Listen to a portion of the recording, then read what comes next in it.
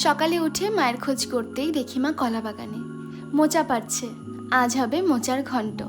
তার মানেই আজ দুপুরে এক থালা ভাত চোখের নিমেষে উঠে যাবে, সাথে একরাশ তৃপ্তি। মোচা তো পেরে আনা হলো, এবার পালা বাছার। কিভাবে বাছতে হবে?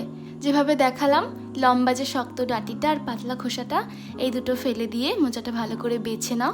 তারপরে ধুয়ে কুচি কুচি করে কেটে নুন জলে সেদ্ধ বসিয়ে। এবার কড়াইতে সর্ষের তেল দিয়ে তাতে দাও তেজপাতা, শুকনো লঙ্কা, সাদা জিরে আর গোটা গরম মশলা। এবার দিয়ে দাও চৌকো চৌকো করে কেটে রাখা আলু, সাথে কাঁচা লঙ্কা চিড়ে দিতে ভুলো না।